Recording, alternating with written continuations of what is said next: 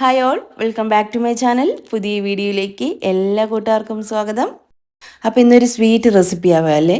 അപ്പം ഞാൻ തയ്യാറാക്കിയെടുക്കുന്നത് ബക്ലാവയാണ് കേട്ടോ. അപ്പോൾ ആദ്യം തന്നെ നമുക്ക് ഇതിന് വേണ്ടിയിട്ടുള്ള ബട്ടർ ഒന്ന് മെൽറ്റ് ചെയ്തിട്ടെടുക്കാം.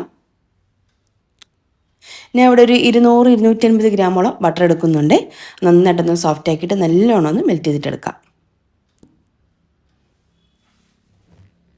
ബട്ടർ ഇതാന്ന് മെൽറ്റ് ചെയ്ത് വെച്ചിട്ടുണ്ട്. ഇനി ഫ്ലെയിം ഓഫ് ചെയ്തിട്ട് അങ്ങ് മാറ്റി വയ്ക്കാം. ഇനി ഇതാ നമ്മൾ ബക്ലാവ തയ്യാറാക്കി എടുക്കുന്ന ഷീറ്റാണ് കേട്ടോ. ഫിലോ പേസ്റ്റ് ഷീറ്റ് എന്നാണ് പറയുന്നത്. ഞാൻ അത് ലുലു എന്നാണ് കേട്ടോ എപ്പോഴും വാങ്ങിക്കുന്നത്. അപ്പോൾ ഞാൻ അതൊന്ന് കട്ട് ചെയ്തെടുക്കുന്നുണ്ട്. നമ്മൾ ഏത് പാത്രത്തിലാണ് തയ്യാറാക്കി എടുക്കുന്നത് ആ ഒരു പാത്രത്തിൻ്റെ ഷേപ്പിൽ വേണമെങ്കിൽ കട്ട് ചെയ്തിട്ടൊന്ന് വെക്കാം. അല്ലെങ്കിൽ നമ്മളിങ്ങനെ അങ്ങ് വെച്ച് കൊടുത്താലും മതി കേട്ടോ. ഞാൻ ഇപ്പം 2 സ്ക്വയർ ഷേപ്പിൽ തന്നെ ഒന്ന് കട്ട് ചെയ്ത് വെച്ചിട്ടുണ്ട് കേട്ടോ. ഏകദേശം ഇതൊരു ഫുള്ളായിട്ട് ഒരു ലെയർ ഷീറ്റ് എന്ന് പറഞ്ഞത് 11 എണ്ണമാണ് കേട്ടോ.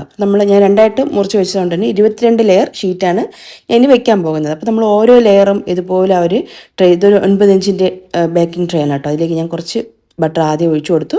പിന്നെ ഈ ഒരു ഷീറ്റ് ഓരോന്ന് വീതം ഇതുപോലെ വെച്ചിട്ട് അതിനുള്ളിൽ ഇങ്ങനെ നമുക്ക് ബട്ടർ ഒന്ന് സ്പ്രെഡ് ചെയ്ത് കൊടുത്തിട്ട് ഒരു 11 ലെയർ ഷീറ്റ് ഞാൻ അങ്ങനെ ഒന്ന് സെറ്റ് ചെയ്ത് വെച്ചിട്ടുണ്ട്. എന്നിട്ട് അതിൻ്റെ മുകളിലായിട്ട് ഒരു 1/4 കപ്പോ അല്ലെങ്കിൽ 1/2 കപ്പോ പിസ്താഷ്യോ ഉണ്ടല്ലോ ഒന്ന് തൊലിക്ക് കളഞ്ഞതിന് ശേഷം മിക്സിയുടെ ചെറിയ ജാറിലേക്ക് മാറ്റി ഒന്ന് ക്രഷ് ചെയ്തെടുത്തതാണ്.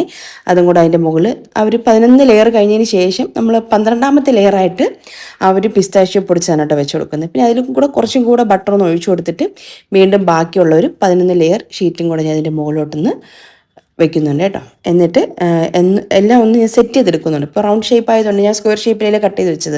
അതുകൊണ്ട് എല്ലാം ഒന്ന് ഷേപ്പ് ആക്കിയിട്ടൊന്ന് റെഡിയാക്കി വെച്ചതിന് ശേഷം ഒരു കത്തി കൊണ്ടോ അല്ലെങ്കിൽ ഇതുപോലത്തെ സംഭവം എന്തെങ്കിലും ഉണ്ടെങ്കിൽ അത് വെച്ചിട്ട് നന്നായിട്ടൊന്ന് അടി താഴ്ത്തിയിട്ട് തന്നെ ഒന്ന് കട്ട് ചെയ്തിട്ട് എടുക്കണം. അടി നമ്മൾ ആ ഒരു ട്രേ എത്തണം, അതുവരെ നമ്മളൊന്ന് കട്ട് ചെയ്തെടുക്കണം കേട്ടോ. എങ്കിൽ മാത്രമേ നമുക്കിത് ബേക്കായി കഴിഞ്ഞാൽ നമുക്കിത് എടുക്കാനായിട്ട് പറ്റുള്ളൂ. അതുകൊണ്ട് തന്നെ എല്ലാം നമ്മൾ ഷേപ്പിനൊന്ന് കട്ട് ചെയ്തിട്ട് നമുക്ക് ഏത് ഷേപ്പാണ് ആവശ്യം അതിനനുസരിച്ചിട്ട് കട്ട് ചെയ്തിട്ടൊന്ന് എടുക്കാം. അപ്പം ഞാൻ ഇതെല്ലാം ഒന്ന് കട്ട് ചെയ്തൊന്ന് എടുക്കുന്നുണ്ടേ.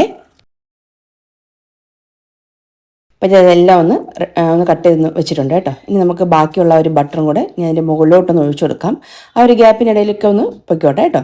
പിന്നെ അതിനുശേഷം ഒരു 180 ഡിഗ്രിയിൽ തന്നെ ഒരു 10 മിനിറ്റ് പ്രീ ഹീറ്റ് ചെയ്തിട്ടുള്ള ഓവനിൽ വെച്ചിട്ട് 180 തന്നെ ഒരു 25-30 മിനിറ്റ് വരെയൊക്കെ ആവും കേട്ടോ ഒന്ന് ബേക്കായി വരാൻ വേണ്ടിയിട്ട്. അതിൻ്റെ പുറം ഭാഗം ഉണ്ടല്ലോ നല്ല ഒന്ന് കളർ ചേഞ്ച് ആയി വരണം. അതുവരെ നമുക്കൊന്ന് ബേക്ക് ചെയ്തിട്ടെടുക്കണം. അതൊന്ന് റെഡിയാവുന്ന സമയം കൊണ്ട് ഇതിലേക്കുള്ള ഷുഗർ സിറപ്പ് ഞാൻ ഒന്ന് റെഡിയാക്കി എടുക്കുന്നുണ്ട്. ഞാൻ ഇവിടെ ഒരു 1/2 കപ്പ് പഞ്ചസാര ചേർത്തിട്ടുണ്ട്. 1/2 കപ്പ് ഫുള്ളായിട്ട് അങ്ങ് എടുക്കുന്നില്ല, ഒരു അല്പം കുറച്ചിട്ടാണ് കേട്ടോ എടുത്തിട്ടുള്ളത്. ആ പഞ്ചസാര എടുത്ത് അതേ അളവിൽ തന്നെ ഞാൻ വെള്ളവും കൂടി എടുത്തിട്ടുണ്ട്. ഇനി നമുക്കിത് സ്റ്റവിലോട്ട് വെച്ചിട്ട് നന്നായിട്ടൊന്ന് മെൽറ്റ് ചെയ്തിട്ടെടുക്കാം. ഒരു വെള്ളം പോലത്തെ ഒരു കൺസിസ്റ്റൻസി വേണ്ട കേട്ടോ. കുറച്ചും കൂടെ ഒന്നൊരു ഹണി കൺസിസ്റ്റൻസിയുടെ ആ ഒരു പാകത്തിന് വേണം കേട്ടോ.